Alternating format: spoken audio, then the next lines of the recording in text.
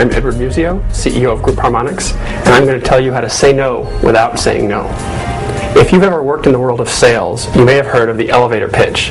The idea is that if I'm selling something, in the time it takes me to ride an elevator with you, I should be able to give you a quick and compelling statement of what I'm selling.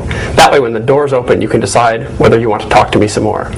But most people don't know there's a different version of the elevator pitch that's used by people who are successful at managing complexity in high-pressure work environments. That different version is called the Verbalized Summary Objectives, or VSOs. Now here's how VSOs work. A VSO is a statement of what you're trying to do and with whom you are doing it. And they follow basically this format right here. This is what I call the XYZ statement. And it's a verbal statement. You say it out loud. And it goes like this. I spend X of my resources working with Y on Z result. Now if you're an individual contributor, that may sound like I spend 25% of my time working with Tammy in accounts receivable to make sure that we get 100% receipt on time of our accounts.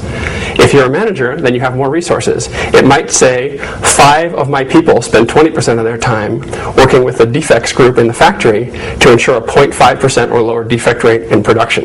You can imagine they can vary widely depending on the group. But whatever they are, you want to have 5 to 7 of these VSOs, and you want to write them to account for 80% roughly of the output you're responsible for. That means you have to make them more or less broad so that you have 5 to 7 that cover 80% of your output. When you have 5 to 7, what you'll find is as you read them, it'll take you 60 to 90 seconds to say this out loud. Once you've got it written down, what do? You say it out loud. You say it out loud a lot. When you introduce yourself in a meeting, you lead with your VSOs. When you sit down at lunch with some friends and they ask what you're working on, you lead with your VSOs. When you meet with clients and you have to tell them what's new, you lead with your VSOs. You can change them whenever you want, but you're always talking about them, always publicizing them, always advertising them. Why is this so important? Well, here's the thing. Here's you, and here's me. If I'm going to come to you with a request, I'm going to say, I want you to do this or that.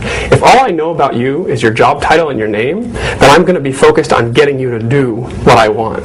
But if you come at me with an introduction that I've heard before or just now, that is your VSOs, it's what you're specifically working on, then I'm going to start to think a little differently. I'm going to start to think about how does my request match with what you're already doing? Should I even bother to ask you? Sometimes I won't. I'll ask somebody else. If I do think it fits, I'll frame the request in terms of what you're already working on. So it'll be less distracting, less disruptive. So if you're finding yourself distracted and disrupted by random, seemingly sideways requests in the workplace, focus on writing up your verbalized summary objectives. Write your 5 to 7 VSOs and start to publicize them. When you do, you'll find those requests will diminish, you'll be more productive, and you'll be less distracted.